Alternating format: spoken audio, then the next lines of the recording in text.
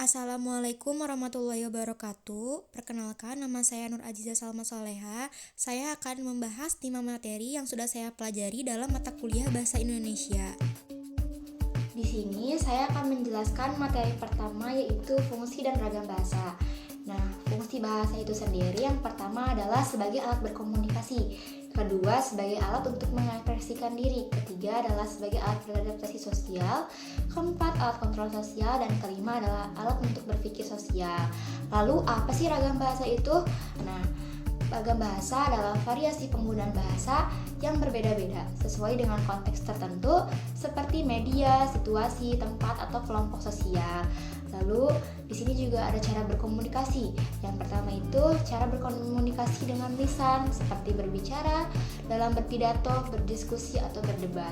Yang kedua dengan tulisan seperti menulis surat, laporan, artikel, atau makalah.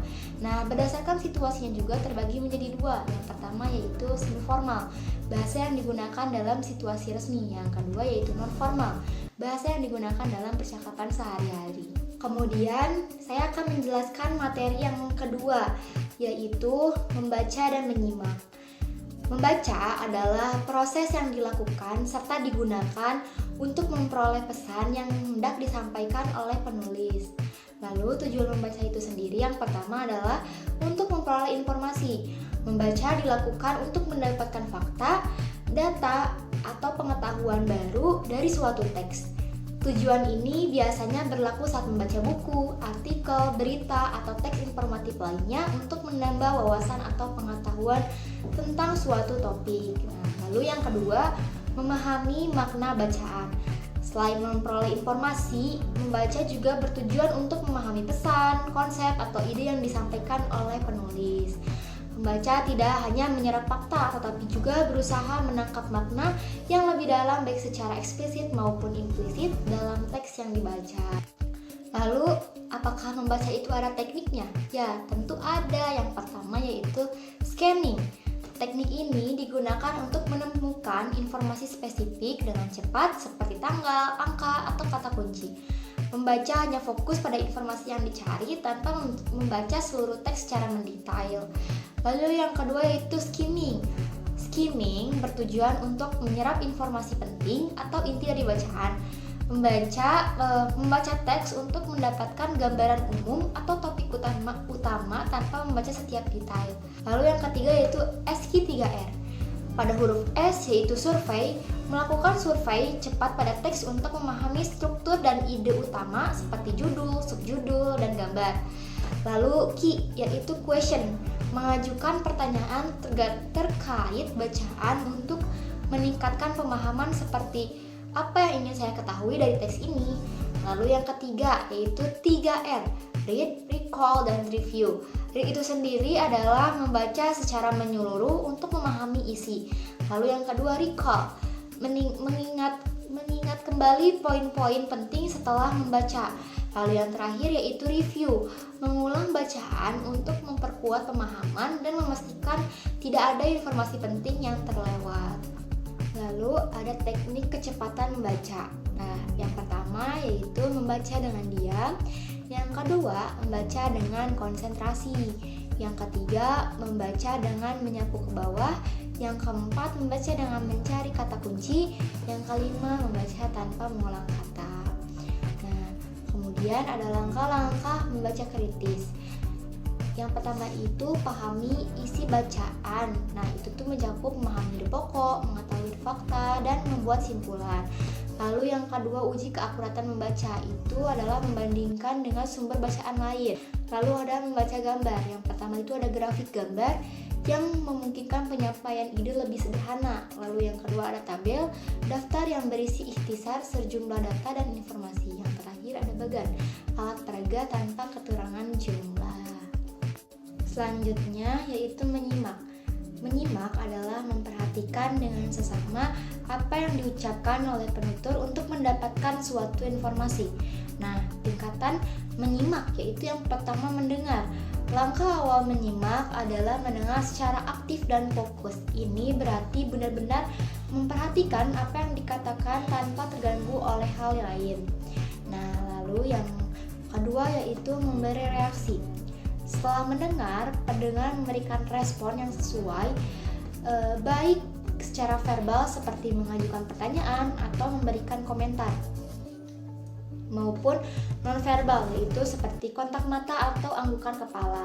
Nah, reaksi ini menunjukkan bahwa pendengar terlibat dan memahami pesan. Lalu yang ketiga yaitu mengevaluasi. Pada tahap ini, pendengar menganalisis dan mengevaluasi informasi yang diterima, termasuk menilai apakah pesan tersebut logis, akurat, atau relevan, serta membandingkan dengan pengetahuan yang sudah dimiliki. Yang terakhir yaitu menginterpretasi. Menginterpretasi berarti memahami makna di balik pesan yang disampaikan, termasuk konteks emosi atau maksud tersembunyi dari pembicara.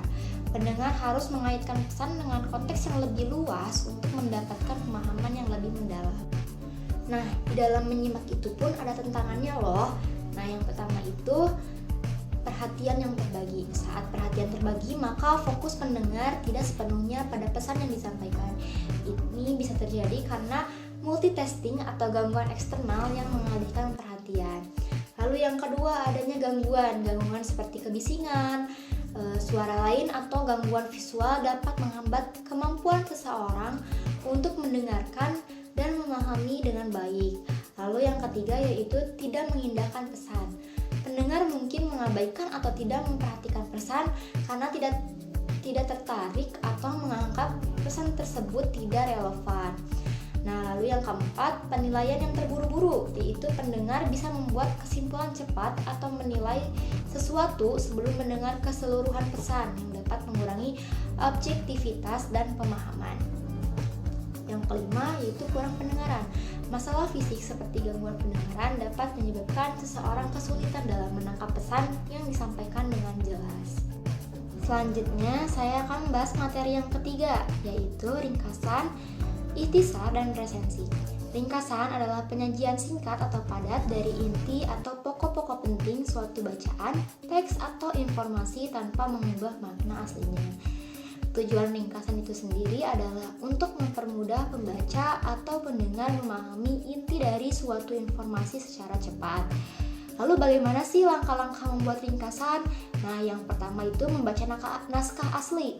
Yang kedua, mencatat gagasan utama. Ketiga, menyusun kembali gagasan utama dengan struktur yang benar dan mempertahankan sudut pandang pengarang.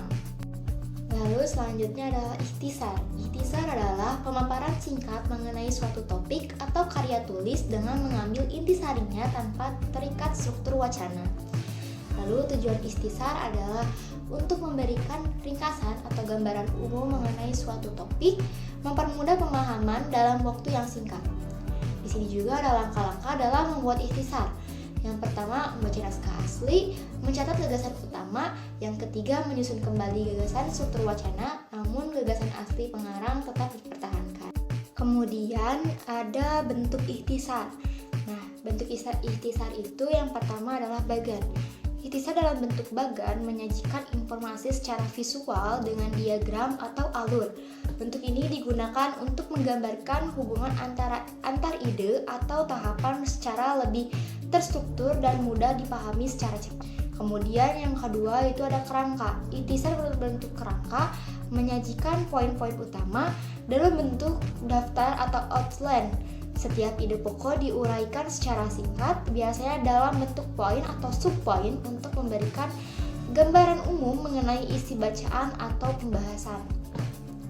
Lalu yang ketiga yaitu kalimat. Ikhtisar dalam bentuk kalimat adalah rangkuman yang ditulis dalam bentuk naratif dan disampaikan melalui beberapa kalimat yang merangkum gagasan utama secara singkat dan padat. Kemudian saya akan membahas resensi. Resensi adalah sebuah tulisan atau ulasan yang berisi penilaian, kritik, atau apresiasi terhadap suatu karya seperti buku, film, atau pertunjukan. Kemudian saya akan membahas resensi. Resensi adalah sebuah tulisan atau ulasan yang berisi penilaian, kritik, atau apresiasi terhadap suatu karya seperti buku, film, atau pertunjukan. Nah, tujuan dari resensi adalah memberikan gambaran kepada pembaca tentang karya yang diulas sehingga mereka dapat memutuskan apakah karya tersebut layak untuk dibaca, ditonton atau dinikmati.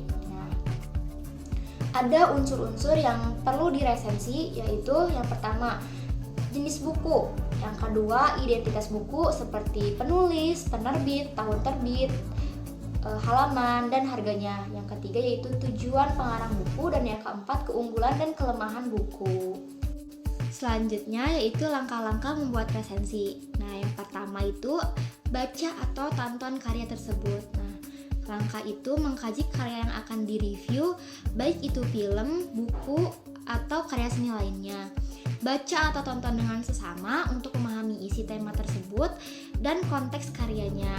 Lalu yang kedua yaitu tulis ringkasan. Setelah mengkaji, buatlah ringkasan mengenai karya tersebut. Ringkasan itu mencakup informasi dasar seperti karakter utama atau tema yang diangkat. Nah, tujuannya adalah untuk memberi pembaca gambaran umum tentang karya tanpa mengungkapkan semua detailnya. Lalu yang ketiga yaitu analisis. Lakukan analisis mendalam mengenai elemen-elemen penting dalam karya seperti gaya penulisan, pengembangan karakter, pesan moral, atau teknik sinematografi. Nah, analisis ini juga membantu pembaca memahami kelebihan dan kelemahan karya tersebut. Yang keempat, berikan penilaian pribadi. Nah, setelah menganalisis, sertakan penilaian pribadi mengenai karya tersebut, apa yang kalian suka atau yang tidak suka, apakah karya tersebut berhasil menyampaikan pesan yang dimaksud. Nah, penilaian ini harus didasarkan pada alasan yang jelas dan pendapat yang terukur. Lalu yang terakhir yaitu simpulkan. Buatlah kesimpulan yang merangkum keseluruhan resensi. Nah, kesimpulan ini juga harus mencakup pandangan akhir kalian tentang karya tersebut. Apakah kalian bisa merekomendasikannya kepada orang lain atau tidak? Seperti itu. Selanjutnya, saya akan membahas materi keempat, yaitu diksi. Diksi adalah pemilihan kata-kata yang tepat dan sesuai dalam menyampaikan gagasan atau pesan, baik dalam tulisan maupun lisan.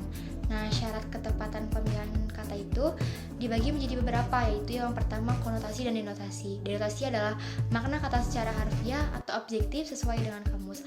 Lalu konotasi itu sendiri adalah makna emosional atau asosiatif yang melekat pada kata yang bisa bersifat positif, negatif, atau netral. Kemudian yang kedua ada sinonim. Sinonim adalah kata-kata yang memiliki makna yang mirip atau sama. Pemilihan sinonim harus tepat agar sesuai dengan konteks yang disampaikan. Selanjutnya yang ketiga yaitu kata yang mirip. Kata-kata yang mirip dalam penulisan atau pelafalan namun berbeda makna harus digunakan dengan hati-hati agar tidak salah dalam pemilihan kata. Misalnya yaitu efektif dan efisien. Lalu yang keempat yaitu kata-kata abstrak. Kata abstrak merujuk pada ide, konsep, atau sesuatu yang tidak dapat dilihat atau disentuh, seperti contohnya adalah keadilan, kebahagiaan. Nah, lalu penggunaan kata abstrak harus disertai penjelasan yang jelas agar tidak menimbulkan kebingungan. Lalu yang kelima yaitu kata penghubung berpasangan. Kata penghubung berpasangan itu seperti baik maupun, tidak hanya, tetapi juga. Nah, itu contohnya harus digunakan dengan tepat untuk menjaga kejelasan dan kesinambungan antar kalimat. Lalu yang keenam yaitu kata umum dan khusus. Kata umum memiliki cakupan makna yang luas, misalnya adalah hewan, sementara kata khususnya lebih spesifik, yaitu gajah. Pemilihan kata umum atau khusus tergantung pada kebutuhan penjelasan yang lebih rinci.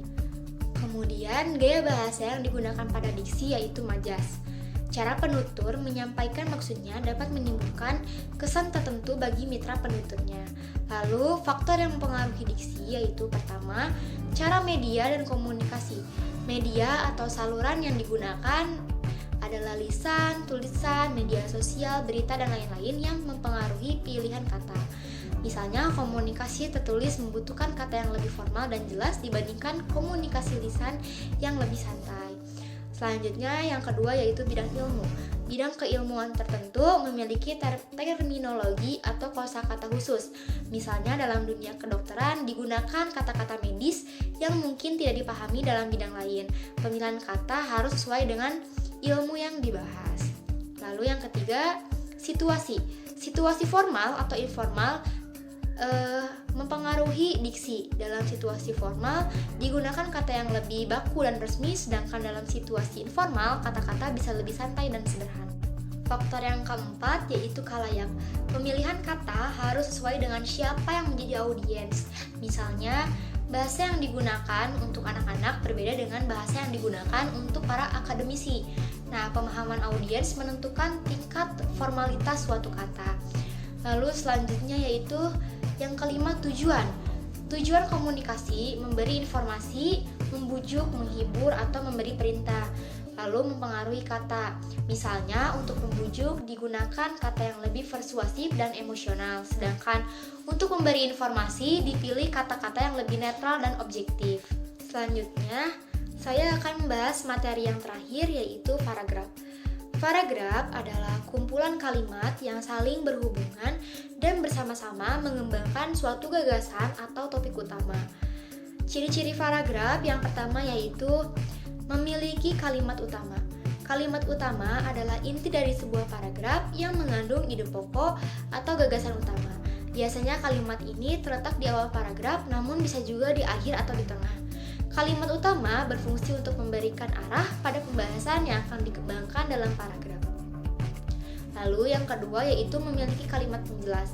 Kalimat penjelas adalah kalimat yang mendukung kalimat utama. Fungsinya adalah untuk menjelaskan, menguraikan, atau memberikan contoh terkait gagasan yang disampaikan dalam kalimat utama, sehingga pembaca bisa memahami ide-ide secara lebih mendalam. Kemudian yang ketiga yaitu bentuk visual paragraf. Nah, ditandai dengan perenggangan baris secara visual dan berfungsi untuk memisahkan paragraf satu dengan yang lain, memudahkan pembaca mengenali bagian-bagian teks serta memperjelas struktur tulisan. Selanjutnya yaitu penempatan kalimat topik pada paragraf. Yang pertama, kalimat topik di awal. Pada paragraf ini, kalimat topik terletak di awal paragraf. Setelah menyampaikan kalimat topik, paragraf akan diikuti oleh kalimat-kalimat penjelas yang mendukung dan menjelaskan gagasan utama. Nah, struktur ini umum digunakan karena memudahkan pembaca untuk langsung memahami pokok pembahasan. Lalu yang kedua yaitu kalimat topik di akhir. Pada paragraf ini, kalimat penjelas terlebih dahulu diberikan, baru kemudian diakhiri dengan kalimat topik yang merangkum gagasan utama. Paragraf ini sering digunakan dalam tulisan argumentatif atau paragraf induktif, di mana fakta atau argumen dikemukakan terlebih dahulu sebelum kesimpulan ditarik. Nah, yang terakhir yaitu kalimat topik di awal dan akhir atau campuran.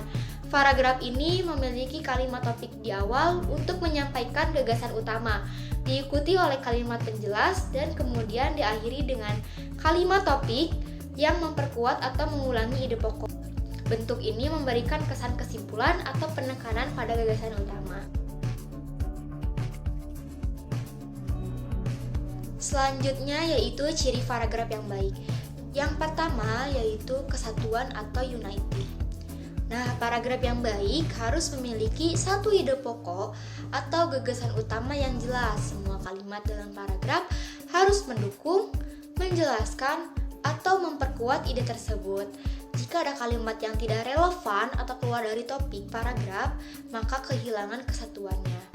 Contohnya yaitu dalam paragraf tentang manfaat olahraga. Semua kalimat harus berhubungan dengan manfaat tersebut, tidak boleh membahas hal lain seperti pola makan.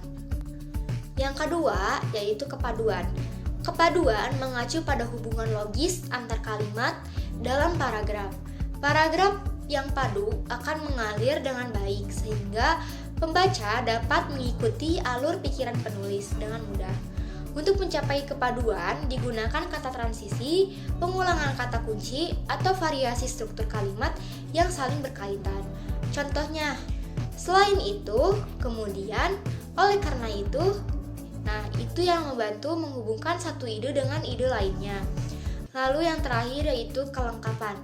Paragraf yang baik harus mengandung informasi yang lengkap untuk mendukung ide pokok. Artinya, paragraf tidak boleh terlalu singkat atau terlalu panjang. Kelengkapan ini dicapai melalui penggunaan kalimat penjelas yang cukup. Contoh, data atau penjelasan rinci untuk mendukung kalimat topik. Sekian pemaparan materi kali ini. Terima kasih.